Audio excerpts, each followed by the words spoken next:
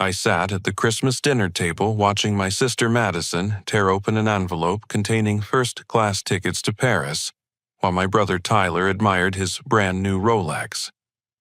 When I opened my gift, I found a crumpled paper bag filled with expired grocery store coupons from 2 years ago.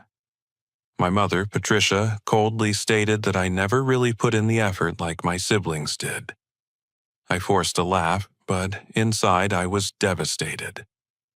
That night, I made a decision that would change everything forever.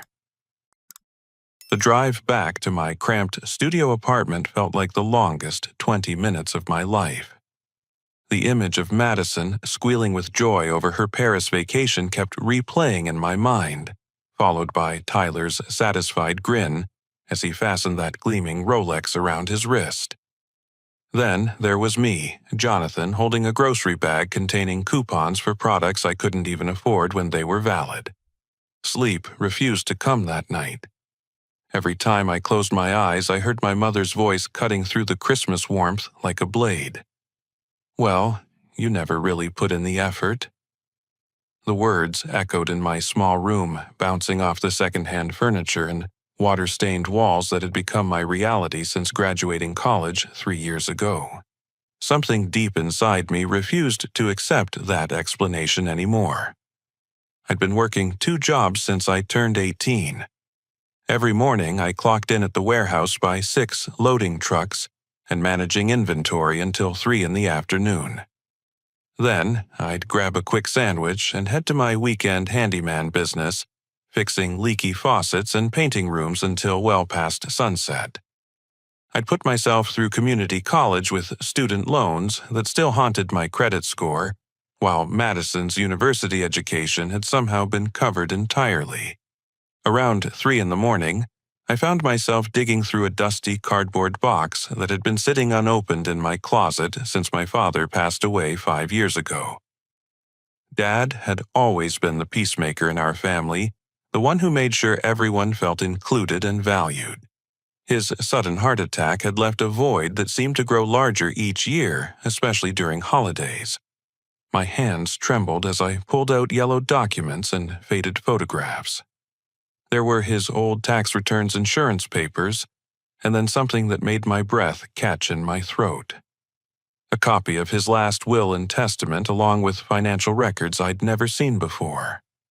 According to these papers, my father had left me a substantial inheritance of $300,000 that was supposed to be held in trust by my mother until I turned 25.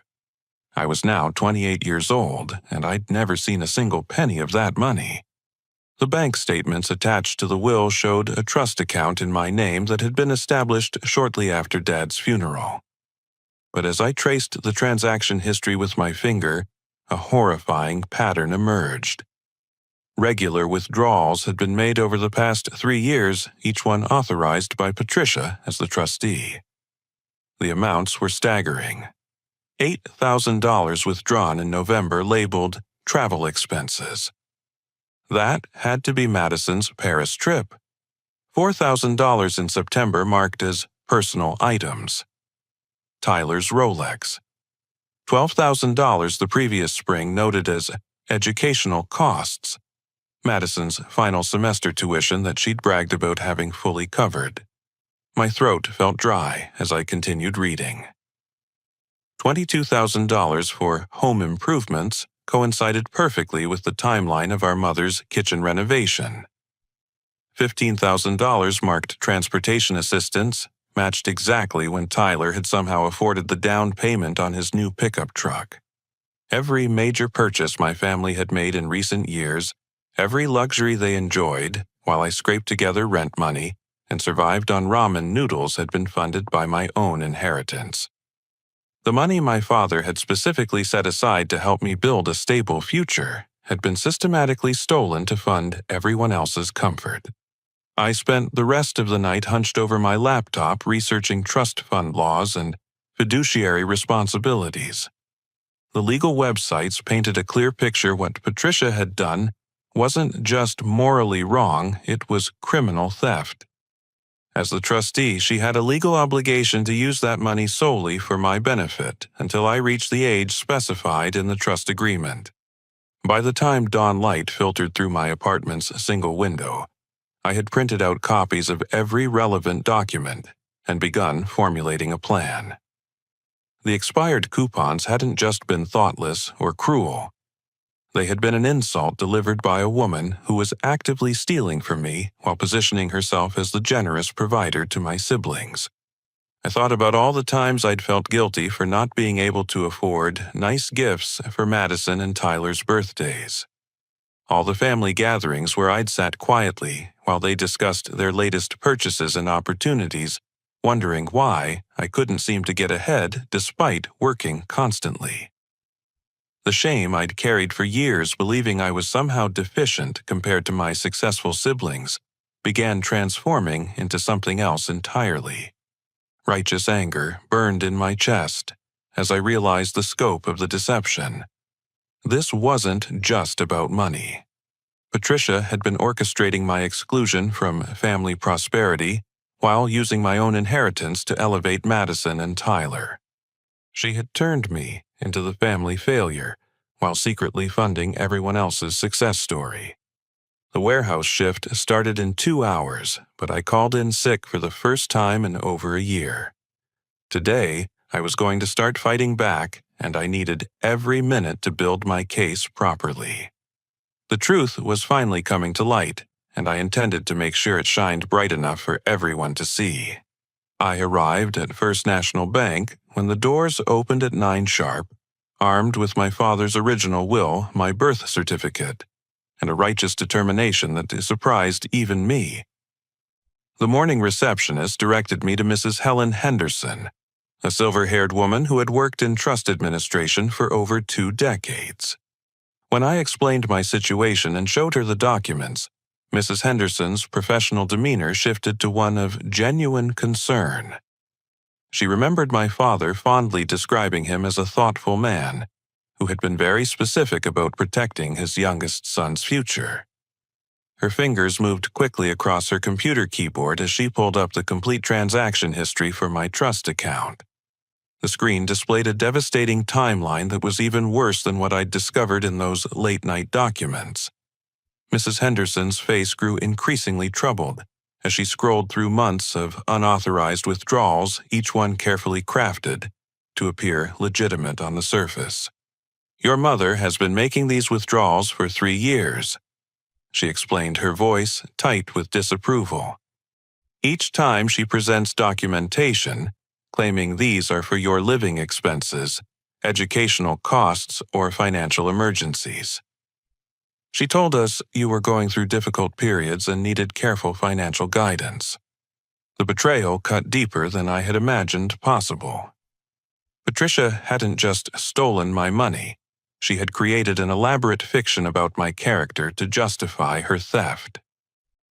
According to the bank's records, I was portrayed as someone who couldn't be trusted with his own inheritance, someone who needed his mother's intervention to prevent financial disaster. Mrs. Henderson clicked through several more screens, revealing additional information that made my stomach turn. "She often brought your siblings with her during these visits, introducing them as her successful children, while explaining that you were going through rehabilitation or therapy. She painted a picture of a young man who had specifically requested that his inheritance be used to help his more responsible siblings instead." I sat in stunned silence, processing the calculated nature of my mother's deception. She hadn't just robbed me. She had poisoned my relationship with Madison and Tyler by creating a narrative where I was the damaged one who needed protection from himself. My siblings genuinely believed they were helping me by excluding me from financial discussions and accepting expensive gifts without question. Mrs. Henderson printed out a complete transaction history and account summary, her expression sympathetic but professional. "Mr. Cooper, what your mother has done constitutes a serious breach of fiduciary duty. Trust funds are not discretionary spending accounts for trustees. This money was legally yours the moment you turned 25. Armed with this evidence, I drove directly to Madison's apartment complex across town. I found both her and Tyler lounging on her balcony, still basking in the afterglow of their Christmas windfall. Madison was scrolling through Parisian hotel websites on her laptop while Tyler polished his new Rolex with a soft cloth. I forced myself to appear calm and casual as I apologized for seeming distant during dinner. I've been thinking about what Mom said yesterday, and I realize I might have been too focused on work to appreciate how much she does for our family. I began hating every word of the lie but needing information. Madison immediately warmed up, relieved that I wasn't going to cause drama about the gift disparity. Jonathan, I'm so glad you're not upset about Christmas. Mom explained everything to us years ago about why she handles your finances differently.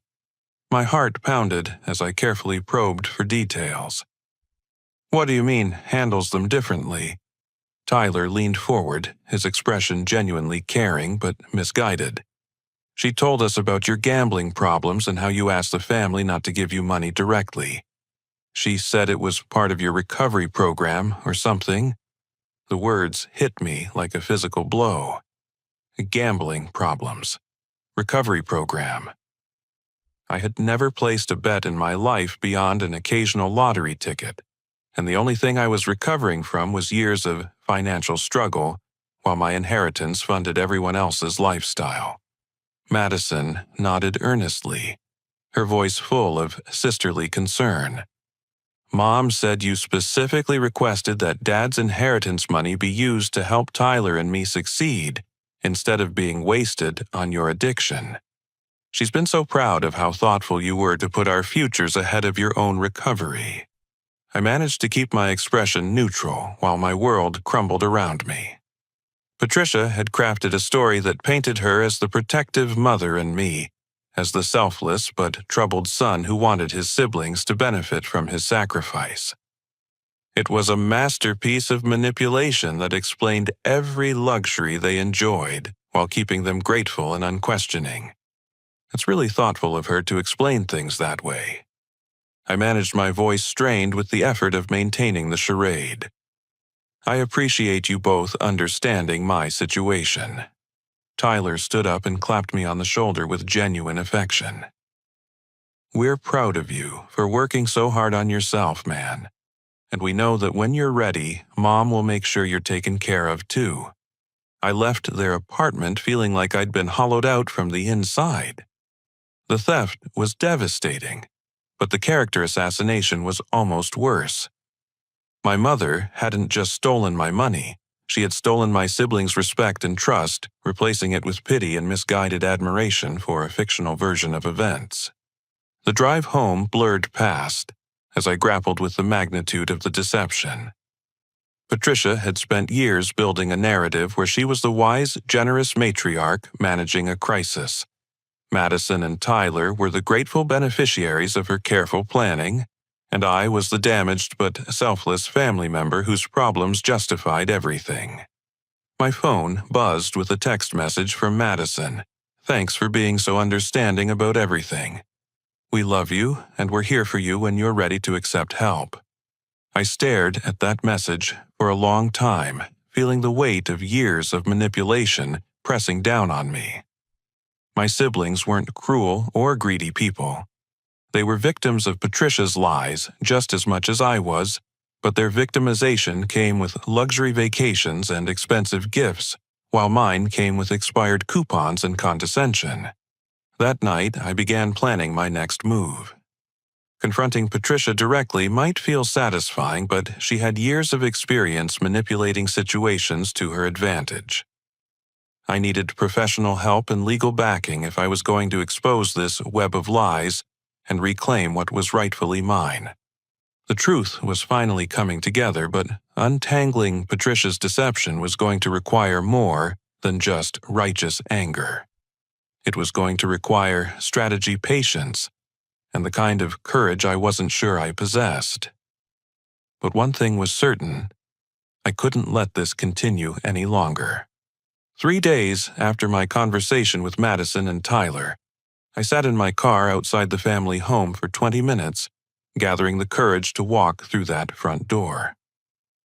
The manila folder on my passenger seat contained bank statements, legal documents, and printed emails that painted an undeniable picture of theft and fraud. My hands shook slightly as I reviewed the evidence one final time. The house looked exactly the same as it had during Christmas dinner, but something felt different now. The white colonial with its perfectly manicured lawn and recent kitchen renovation no longer represented family warmth and stability. Instead, it stood as a monument to my stolen future, built and maintained with money that should have been securing my own foundation. I found Patricia in the kitchen, methodically loading the dishwasher with china from last night's dinner party. She hummed softly while arranging crystal glasses with the careful precision of someone who took pride in maintaining appearances. The sight of her acting so normal after everything I'd discovered filled me with a rage that took every ounce of self-control to contain. "Mom, we need to talk about Dad's trust fund," I said, placing the folder on the granite countertop that my inheritance money had purchased. The humming stopped immediately. Patricia's back stiffened, but she didn't turn around for several long seconds. When she finally faced me, her expression had transformed from domestic contentment to cold calculation. There was no surprise in her eyes, no confusion about what I might have discovered. She knew exactly why I was there. "I don't know what you think you've found, Jonathan, but you're clearly confused about something," she said, her voice steady, but lacking its usual maternal warmth. I opened the folder and spread the bank statements across her expensive counter. "I'm confused about how $300,000 of my inheritance has been systematically withdrawn from my trust fund over the past 3 years. I'm confused about how Madison's college tuition and Tyler's truck down payment came from my account while I struggled to pay rent." Patricia glanced at the documents without picking them up, her lips pressed into a thin line. "Those withdrawals were perfectly legitimate. I've been supporting you financially for years, even though you've never shown proper appreciation." The audacity of her response caught me off guard. She wasn't even trying to deny the theft. Instead, she was attempting to reframe it as some kind of favor she'd done for me. "Supporting me?" I laughed bitterly. "When exactly did you support me, Mom? When I worked 60-hour weeks to pay for community college? When I ate peanut butter sandwiches for dinner because I couldn't afford groceries? When I gave you expired coupons for Christmas while Madison got a trip to Paris funded by my own money?" Patricia's composure cracked slightly, revealing the calculating mind beneath her maternal facade. "Your father never intended for you to waste that money on your problems. Someone had to make responsible decisions about how it should be used. Dad left that money specifically for me, and you know it. You had no legal right to touch a single dollar of it." I pulled out the original will and trust documents pointing to the clear language that designated me as the sole beneficiary. "This isn't your decision to make." Her laugh was cold and humorless. "Legal right I raised you for 18 years, Jonathan. I fed you, clothed you, and put a roof over your head. That trust fund was simply reimbursement for everything I invested in you before you became such a disappointment." The words stung, but I forced myself to stay focused on the facts. "You're not entitled to reimbursement from my inheritance. You chose to have children, which means you chose to support them. Dad left me this money because he wanted me to have opportunities, not because he owed you anything." Patricia moved closer, her voice dropping to a dangerous whisper. "Your father left you that money because I convinced him you'd need extra help. He never thought you'd amount to much on your own, and honestly, neither do I. Madison and Tyler have proven they can make something of themselves. You work in a warehouse and fix toilets. The personal attack was designed to wound me, to make me doubt my worth, and back down from this confrontation. But knowing the truth about my stolen opportunities gave me strength instead of shame. I work in a warehouse because you stole the money Dad left me to start a business or buy a house. I fix toilets because I'm trying to build something with my own hands instead of waiting for handouts. Madison and Tyler succeeded because you gave them my resources while telling them I was too irresponsible to deserve help. Patricia's mask finally slipped completely, revealing the manipulative woman beneath. You have no idea what you're talking about. Madison and Tyler will never believe your ridiculous accusations. I've spent years building their understanding of who you really are. You mean the lies you've told them about gambling problems and recovery programs. I pulled out printed copies of my bank transaction history, showing years of minimum wage deposits with no casino withdrawals or suspicious spending patterns. I've never had an addiction to anything except working myself to death while you robbed me blind. For the first time, uncertainty flickered across Patricia's features. She hadn't expected me to uncover the specific lies she'd told my siblings, and the evidence in front of her made those lies impossible to maintain. Even if you think you can prove something, it won't matter, she said, rallying her defenses. Madison and Tyler trust me completely. If you try to poison them against me with these fantasies, I'll simply tell them you're having a breakdown. I'll say you're desperate for money to feed whatever addiction has finally surfaced. I felt the conversation slipping away from facts and back into her preferred territory of manipulation and character assassination. Patricia had spent years perfecting her ability to control narratives and manage perceptions. A direct confrontation was exactly what she'd been preparing for. I'm not here to negotiate with you about this, I said, gathering the documents back into my folder. I'm here to tell you that I know what you've done, and I'm going to pursue every legal option to get my money back and expose your fraud. Patricia smiled, but there was no warmth in it. Go ahead and try Jonathan. I'll destroy your relationship with your siblings permanently if you pursue this. They'll choose me over you every time, especially when I tell them about your mental breakdown and desperate lies. As if to prove her point, she pulled out her phone and began typing rapidly. Within seconds, I heard the notification sounds of text messages being sent. She turned the screen toward me, showing messages she'd just sent to Madison and Tyler. Jonathan came by today making wild accusations about money. I'm worried about his mental state. He seems to think I owe him something and is getting aggressive about it. Please be careful around him until we can figure out what's wrong. The manipulation was happening in real time right in front of me. Patricia was already beginning to spin this confrontation into evidence of my instability, laying the groundwork for dismissing anything I might tell my siblings later. I stared at her phone screen, feeling a mixture of rage and admiration for her strategic thinking. She had anticipated this moment and prepared for it just like she'd prepared for every other challenge to her authority over the years. You're very good at this. I admitted, my voice quiet but steady.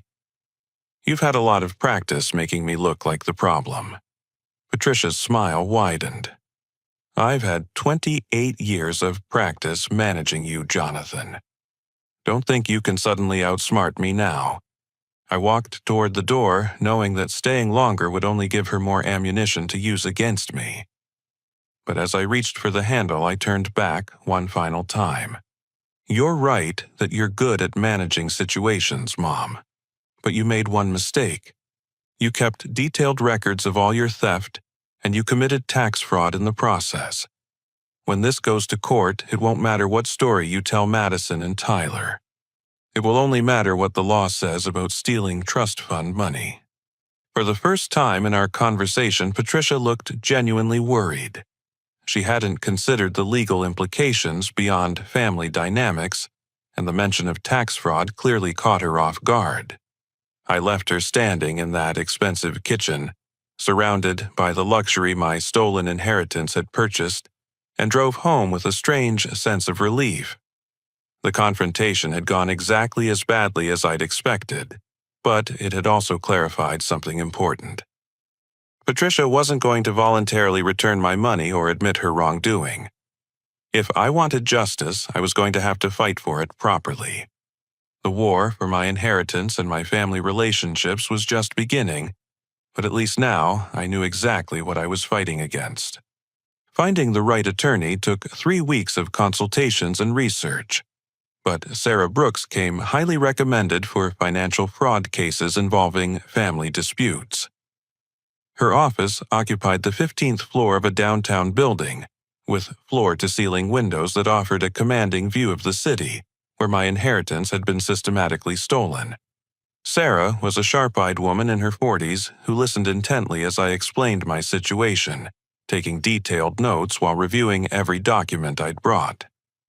When I finished my account, she leaned back in her leather chair and delivered her assessment with the kind of professional directness I'd been hoping to find.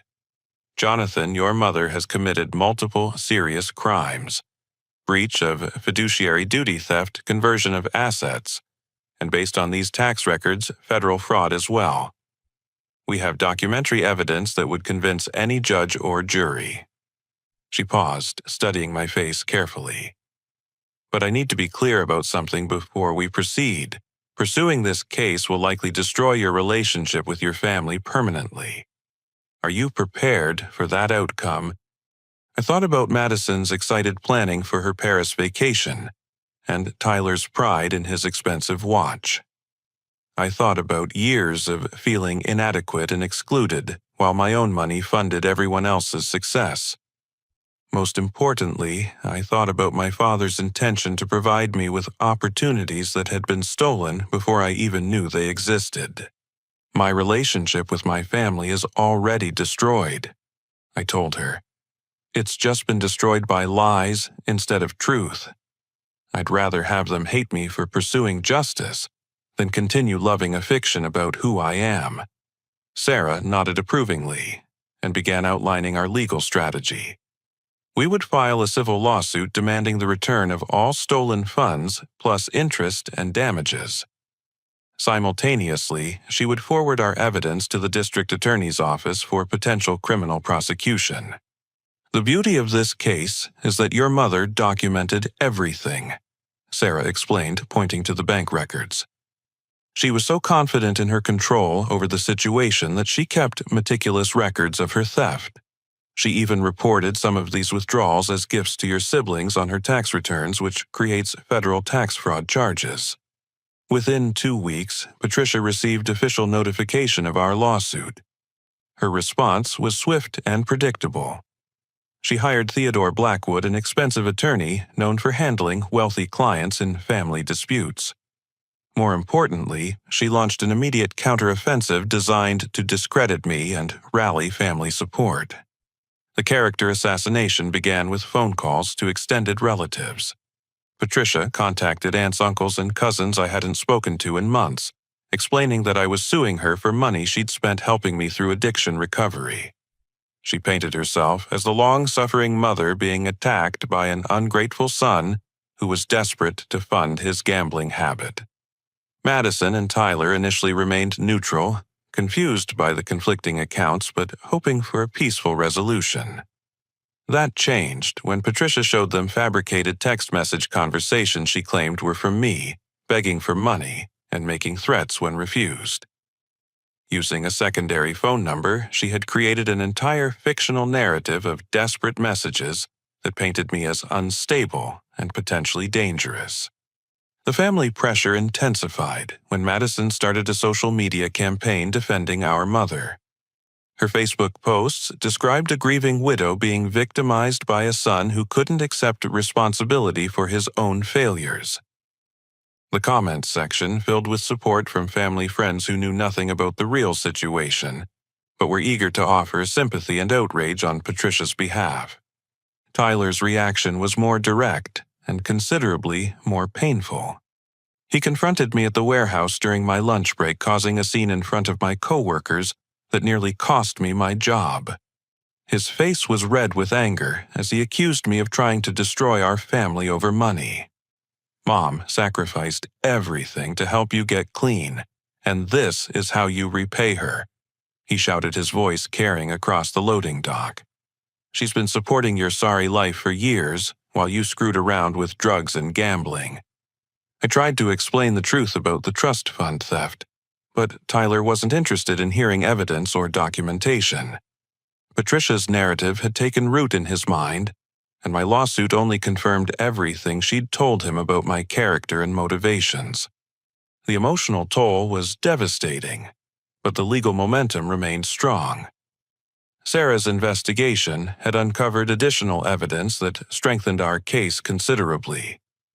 Patricia's tax records showed that she had reported the large withdrawals from my trust fund as gifts to Madison and Tyler, but she had never filed the required gift tax returns or paid the associated taxes.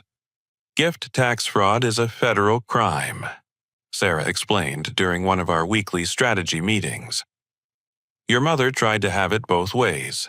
She justified the withdrawals to the bank as necessary expenses for your care, but then reported them to the IRS as voluntary gifts to your siblings. Both stories can't be true. The tax implications were staggering. Patricia owed thousands of dollars in unpaid gift taxes, plus penalties and interest that had been accumulating for years. The IRS began their own investigation after Sarah forwarded our evidence, adding federal pressure to the civil lawsuit. Within 6 weeks, Patricia received audit notices from both state and federal tax authorities.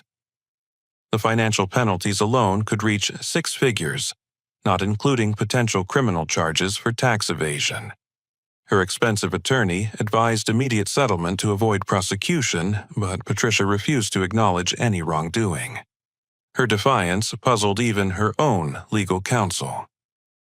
Theodore Blackwood was known for his pragmatic approach to family disputes, typically seeking quick resolutions that minimized damage to all parties. Patricia's insistence on fighting a case with overwhelming evidence against her went against every strategic principle he usually employed. During a particularly contentious mediation session, the reason for Patricia's stubbornness became clear. She genuinely believed that her parental authority gave her the right to redistribute family assets as she saw fit. In her mind, the trust fund was just another resource to be managed according to her judgment about which children deserved support. I gave Jonathan 18 years of my life, she declared during the recorded mediation session. I fed him, housed him, and tried to teach him responsibility. If his father wanted to leave him money, it should have been compensation for everything I invested in raising him. Sarah seized on that statement immediately. So, you're admitting that you took money from Jonathan's trust fund for your own purposes. Patricia's attorney tried to intervene, but the damage was done. Her own words had confirmed the intentional nature of the theft, undermining any possible defense based on confusion or good intentions. The case was rapidly becoming unwinnable for Patricia's side. Bank records, tax documents, and her own statements created an overwhelming body of evidence supporting our claims. Her attorney began pressuring her to consider settlement offers before the situation deteriorated further. But I had learned something important about my mother during this process. Patricia didn't just want control over the money, she wanted validation for her actions. Settling the case would require her to admit wrongdoing, which threatened the carefully constructed narrative she'd built about being the wise family matriarch protecting everyone from my failures. As we prepared for what looked like an inevitable trial, I wondered whether Patricia would continue fighting even when defeat was certain. Her need to maintain the fiction of her righteousness seemed stronger than any rational consideration of consequences. The legal machinery ground forward inexorably, but the personal cost continued mounting. I had gained detailed knowledge of exactly how my inheritance had been stolen, but I was losing my family relationships in the process of trying to recover it. Justice was within reach, but I was beginning to understand that some victories come with prices that are almost too high to bear.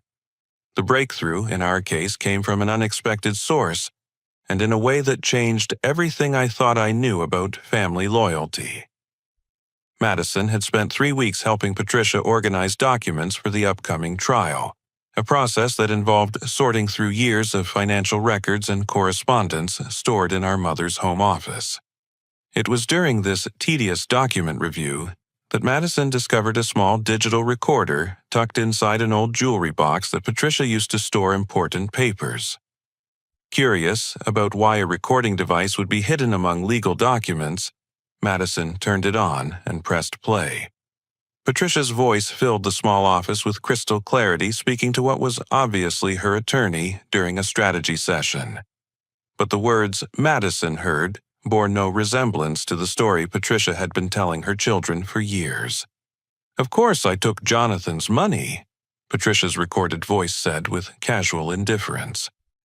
"That's what the trust fund was for, wasn't it? To give me resources to invest in the children who actually had potential? I never told him about the inheritance because he would have wasted it on his little hobbies and stupid dreams." Madison's hands trembled as she listened to her mother continue.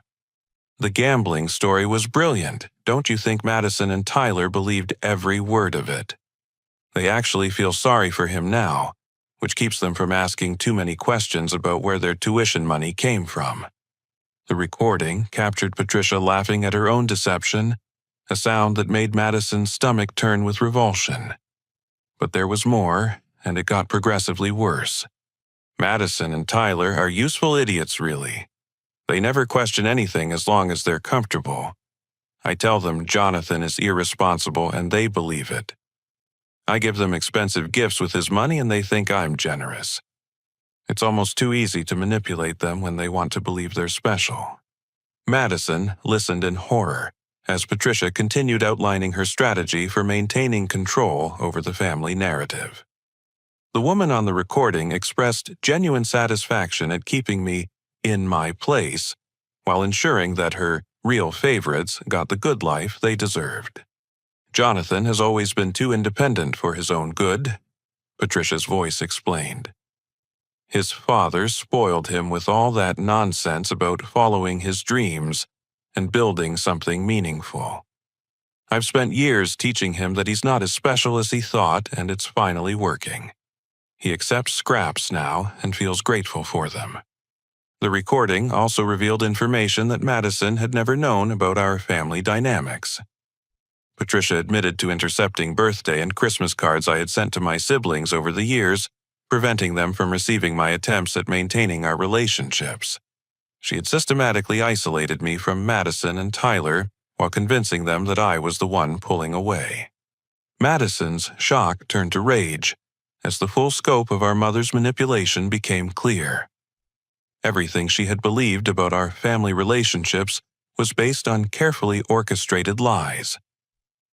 The recording contained nearly an hour of Patricia discussing her strategies for managing her children's perceptions and maintaining her position as the family's moral authority. Unable to process the revelation alone, Madison immediately called Tyler and insisted he come over immediately. She played the recording for him without explanation, watching his face transform from confusion to disbelief to fury as Patricia's true thoughts filled the room. "She's been lying to us about everything," Tyler said when the recording finally ended, his voice barely above a whisper. "Jonathan never had gambling problems. She made all of that up to justify stealing his inheritance." Madison was crying by then, overwhelmed by guilt and anger in equal measure. "We participated in this, Tyler. We took his money and felt good about it because we thought we were protecting him from himself. We believed her lies and treated him like he was damaged." They spent the next 2 hours listening to the recording, repeatedly trying to understand how they had been so thoroughly deceived. The evidence of Patricia's manipulation was overwhelming, but it also forced them to confront uncomfortable truths about their own willingness to accept a narrative that benefited them financially. The siblings realized that they had never seriously questioned why their mother could afford such expensive gifts or educational expenses on her modest income. They had wanted to believe in her generosity and their own special status within the family, which made them perfect targets for her deception. Armed with this explosive evidence, Madison and Tyler drove directly to Patricia's house for a confrontation that had been building for years without them realizing it. They found her in the living room, watching television and enjoying a glass of wine as if she didn't have a care in the world. "We found your recording," Madison announced, placing the device on the coffee table between them. Patricia's composure cracked immediately. The wine glass slipped from her fingers, staining the expensive carpet that my inheritance money had purchased. For the first time in memory, she was completely speechless, caught off guard by evidence she had forgotten existed. "You called us useful idiots," Tyler said, his voice thick with hurt and betrayal. "You laughed about how easy it was to manipulate us into believing Jonathan was the problem." Patricia tried to rally her usual tactics, claiming the recording was taken out of context and that she had been speaking hypothetically about family dynamics. But her children had heard too much truth to be swayed by more lies. "You stole his inheritance and convinced us he was irresponsible," Madison said, her voice gaining strength as she spoke. "You intercepted his birthday cards and made us think he didn't care about maintaining relationships. You turned us against our own brother with lies." The confrontation lasted for over 2 hours with Patricia, alternately denying, justifying, and minimizing her actions. She tried to maintain that everything she had done was in the family's best interests, but the recording made it impossible to claim good intentions. Finally faced with undeniable evidence of her manipulation, Patricia broke down and admitted the scope of her deception. She begged Madison and Tyler not to abandon her, promising to make amends and restore the family relationships she had damaged. But her children were too disgusted by years of calculated manipulation to be swayed by tears and promises. That evening, Madison called me for the first time in over 2 months. Her voice was shaky with emotion as she asked if she could come over to my apartment immediately. When I agreed, she arrived with Tyler and the recording that would change everything about our family dynamics. Listening to my mother's casual dismissal of my worth and her proud description of the strategies she used to diminish me was one of the most painful experiences of my life. But it was also liberating. Every doubt I had harbored about my own perceptions was erased by the clear evidence of Patricia's manipulation. Madison and Tyler spent that night apologizing repeatedly, trying to make amends for years of treating me as the family disappointment while enjoying luxury funded by my stolen inheritance. They offered to immediately return every penny they could from the gifts and opportunities Patricia had given them using my money. For the first time in years, I felt like I had my siblings back. The relief was overwhelming, but it was also complicated by sadness about the years we had lost to our mother's lies. The family I thought I had lost was actually being kept from me through deliberate manipulation, and recovering those relationships required confronting the damage that had been done to all of us. With Madison and Tyler's testimony and the recording as evidence, my legal case became completely unwinnable for Patricia. Her attorney immediately recommended settlement to avoid both civil judgment and criminal prosecution. The truth had finally emerged, but its power to heal was matched only by its capacity to destroy the fiction that had held our family together for so many years. Patricia's capitulation came swiftly, once Madison and Tyler made it clear they would testify against her in court. Theodore Blackwood, her expensive attorney, requested an emergency meeting with Sarah and me, explaining that his client was now willing to discuss settlement terms to avoid a public trial. The meeting took place in Sarah's conference room on a gray Thursday morning that felt heavy with the weight of years of deception finally being exposed. Patricia arrived looking haggard and defeated, a stark contrast to the confident woman who had dismissed my concerns just months earlier. Her designer clothes couldn't hide the toll that fighting an unwinnable case had taken on her. My client acknowledges that certain financial transactions may have been inappropriate. Theodore began carefully, and she's prepared to make restitution to avoid prolonged litigation.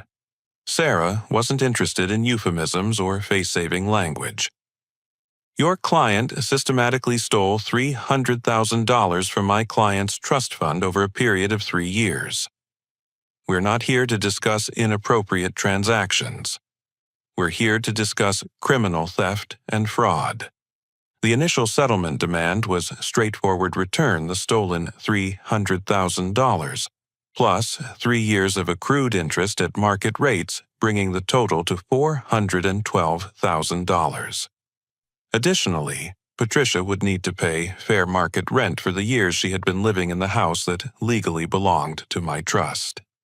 But Sarah's investigation had uncovered one final shocking revelation that made the settlement negotiations far more complex than anyone had anticipated.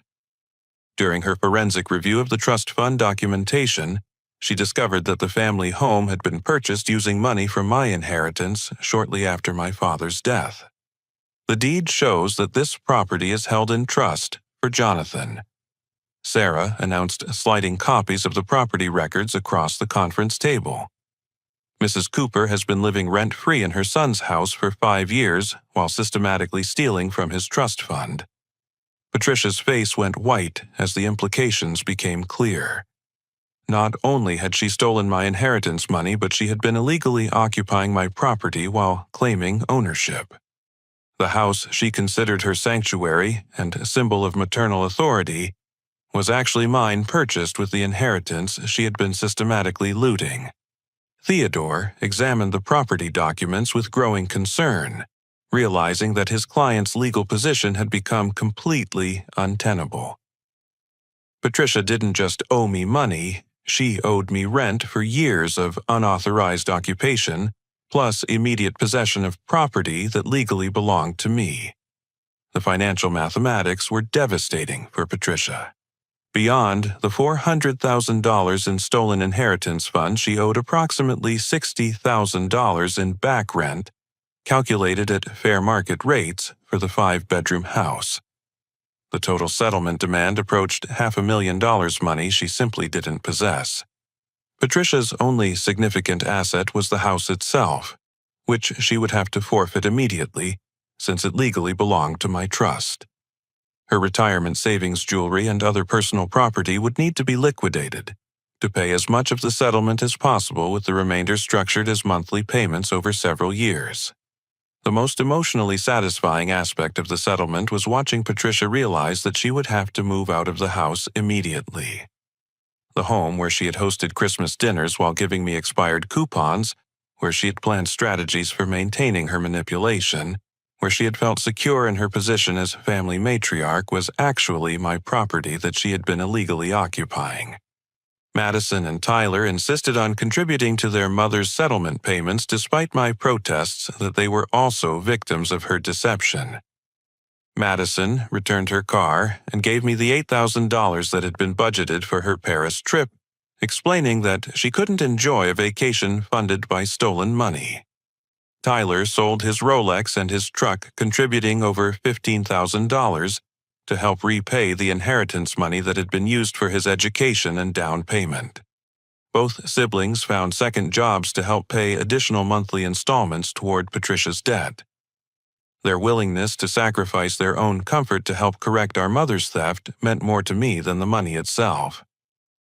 For the first time in years, I felt like we were truly a family united by honesty rather than divided by manipulation. The tax fraud investigation resulted in additional penalties that compounded Patricia's financial distress. The IRS imposed substantial fines for unreported gift taxes, plus interest that had been accumulating for years. She avoided criminal prosecution only by cooperating fully with the investigation and agreeing to a structured payment plan that would keep her under financial monitoring for the next decade. Patricia was forced to move into a 1-bedroom apartment across town and take a job at a department store to meet her settlement obligations. The woman, who had once acted like a queen, dispensing favors to her children, was now working retail to pay back the son she had treated like a failure. The irony was not lost on any of us. Moving into the family home felt strange at first, surrounded by memories of childhood dinners and holiday celebrations that now carried the bitter knowledge of how they had been funded. But I also found comfort in my father's presence throughout the house. His books were still on the shelves, his tools remained organized in the garage, and his careful attention to creating a comfortable family environment was evident in every room. Reading through papers my father had left in his study, I discovered notes about his decision to purchase the house specifically for my future. He had written that he wanted to give me a foundation to build my life on a place where I could feel secure and connected to family history. Patricia's theft hadn't just taken my money. It had delayed my father's final gift by 5 years. The settlement also revealed the full scope of Patricia's deception about family finances. Every major purchase my siblings had enjoyed, every educational opportunity they had received, every comfort they had taken for granted, had been funded by money that was legally mine. The expensive kitchen renovation, the new appliances, even the landscaping improvements had all been paid for with my inheritance. As the legal proceedings concluded, I experienced a complex mixture of emotions that surprised me with their intensity. Justice had been served and my inheritance recovered, but I felt no satisfaction in Patricia's downfall. The victory was hollow because it had required destroying the family relationships I had spent years trying to understand and repair. The woman who had raised me, who had taught me to ride a bicycle and helped me with homework, had also systematically robbed me while poisoning my relationships with my siblings. The cognitive dissonance was almost impossible to process, leaving me with a sense of loss that went far beyond the financial theft. But there was also hope emerging from the wreckage of our family's deception. Madison and Tyler's willingness to sacrifice their own comfort to help repay my stolen inheritance demonstrated a capacity for growth and genuine care that had been hidden beneath years of manipulation. We were slowly learning to relate to each other as equals rather than as characters in Patricia's carefully scripted family drama. The settlement marked the end of one chapter in our family's story, but the beginning of another that would be written without lies, manipulation, or artificial hierarchies. It would take time to build trust and genuine relationships, but for the first time in years that prospect felt possible rather than hopeless. 6 months after the settlement was finalized, I stood in the kitchen of my childhood home, preparing Sunday dinner for Madison and Tyler. The irony wasn't lost on me that I was now hosting family gatherings in the same space where Patricia had once given me expired coupons while my own inheritance funded everyone else's prosperity. But the atmosphere was completely different now, filled with genuine warmth instead of manipulative theater. The transformation in my life had been remarkable and unexpected. Living in the house my father had intended for me brought a sense of stability and connection that I had never experienced during my years of financial struggle. His presence seemed to permeate every room, from his carefully organized workshop in the basement to his collection of classic literature that still lined the study walls. Using part of my recovered inheritance, I had paid off my crushing student loans and started a business that grew directly from my painful experience with family financial manipulation. Family Financial Mediation offered services to families dealing with money disputes, helping them resolve conflicts before they escalated to legal battles that could destroy relationships permanently.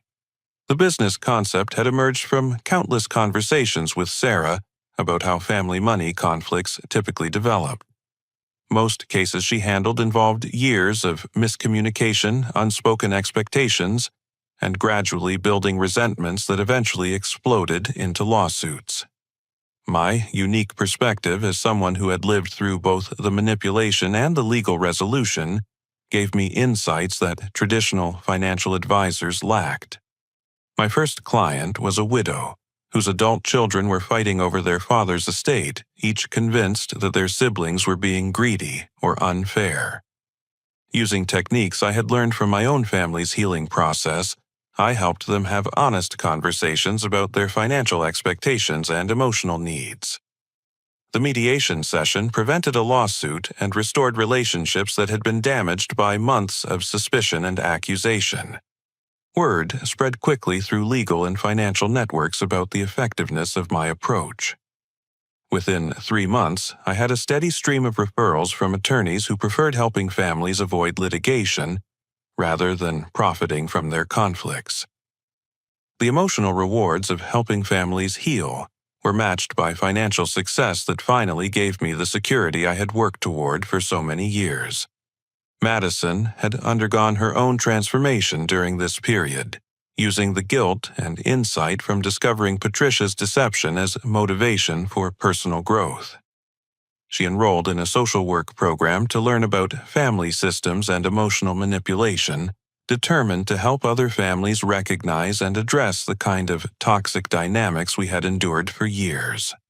Her decision not to take the Paris vacation had been difficult initially, but she channeled that disappointment into intensive therapy focused on understanding how she had been manipulated and how to avoid similar patterns in her own relationships.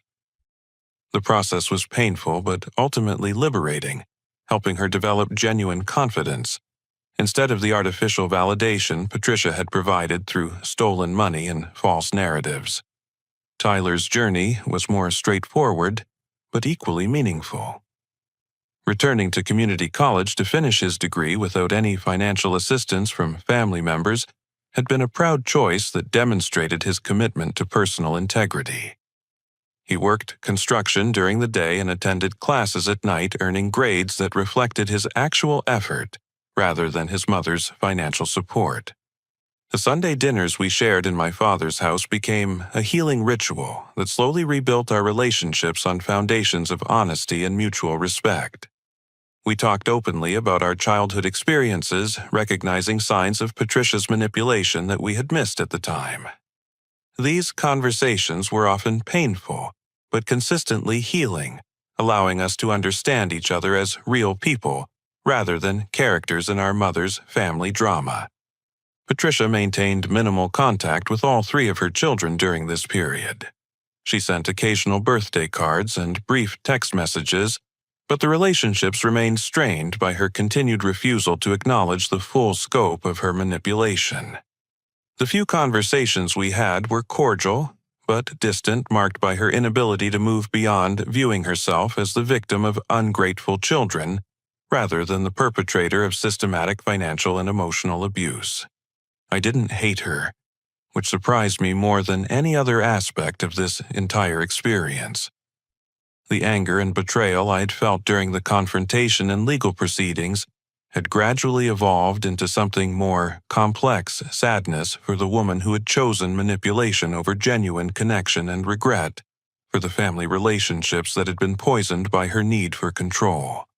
The most healing moment in my recovery process came when I discovered a letter my father had written to me shortly before his death, hidden in his desk drawer, beneath years of accumulated papers and forgotten documents.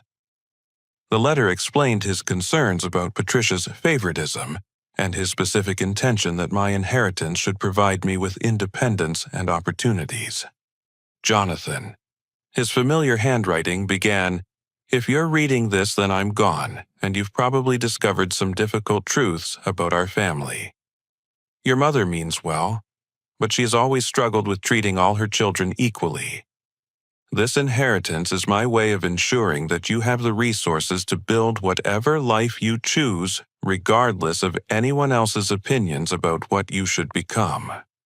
The letter continued for 2 pages, expressing his pride in my work ethic and character, while acknowledging that I had always been different from Madison and Tyler, in ways that sometimes made Patricia uncomfortable.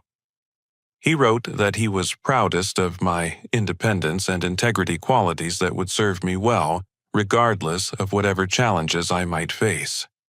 Reading my father's words of love and confidence helped me finally release the years of feeling inadequate and unloved that Patricia's manipulation had created. His true gift hadn't been the money itself, but the validation that I was valued and believed in by the parent whose opinion mattered most to me. My business continued growing as I developed a reputation for helping families navigate complex financial relationships with empathy and practical wisdom. Each case reinforced the central lesson I had learned from my own experience. Money problems in families are usually symptoms of deeper issues around communication, respect, and genuine care for each other's well-being. One particularly meaningful case involved a young man whose parents were threatening to disinherit him for choosing a career in art instead of business. The family dynamics were hauntingly familiar, with parents using financial control to manipulate their adult child's life choices. Through careful mediation, we helped them recognize that their love for their son was more important than their disappointment in his career path. The case ended with the parents establishing a modest trust fund to support their son's artistic development, while he agreed to maintain regular communication about his progress and financial stability. The compromise protected both the young man's independence and his parents' need to feel connected to his success. As I hosted another Sunday dinner for Madison and Tyler, now joined by their romantic partners who had become part of our reconstructed family circle, I reflected on the journey from that devastating Christmas morning to this moment of genuine connection and shared purpose. The gifts we exchanged now were modest but thoughtful, chosen with care rather than dollar amounts. The conversation was authentic and warm, filled with laughter about shared memories and plans for the future that we were building together. Madison talked about her progress in social work school, Tyler shared updates about his final semester before graduation, and I described my latest successful mediation case. Looking around the dining room table at my siblings and their partners, I realized that Patricia's betrayal, while devastating at the time, had ultimately forced us to discover our own strength and develop genuine relationships based on honesty rather than manipulation. The pain of discovery had led to truth, and truth had created space for real love to grow. As we cleared dishes and prepared to spend the evening playing board games and watching movies, I thought about the life lesson that had emerged from this entire experience. Sometimes the people who hurt us the most are the ones who inadvertently force us to discover our own resilience and capacity for healing. Real family isn't about money or expensive gifts. It's about honesty, respect, and choosing to love each other despite our flaws and mistakes. When we stop accepting manipulation and demand authenticity in our relationships, we create opportunities for genuine connections to develop. The process is often painful and sometimes requires difficult choices, but the resulting relationships are stronger and more meaningful than anything built on lies or artificial foundations. My father's inheritance had been about more than financial security. It was about giving me the independence and resources to build a life based on my own values and choices. Patricia's theft had delayed that gift, but couldn't destroy its ultimate purpose, helping me become the person I was meant to be. Now, as I watch my siblings thrive in their own pursuits, while we maintain genuine connections built on mutual respect and shared honesty, I realized that the greatest inheritance wasn't money at all. It was learning that we have the power to choose which relationships to accept and which behaviors to tolerate. When we demand better treatment and refuse to accept manipulation, we open ourselves to the kind of authentic love that makes all the struggle worthwhile. Have you ever discovered that someone you trusted was manipulating your relationships or taking advantage of your generosity? How did you find the courage to confront the truth and rebuild your life on honest foundations? I'd love to hear your experiences in the comments below. Because healing from betrayal is a journey that's easier when we know we're not alone. If this story resonated with you, please like this video and subscribe to hear more stories about overcoming family conflicts and building genuine relationships. Share this with someone who might need to hear that it's possible to break free from manipulation and create the authentic connections we all deserve.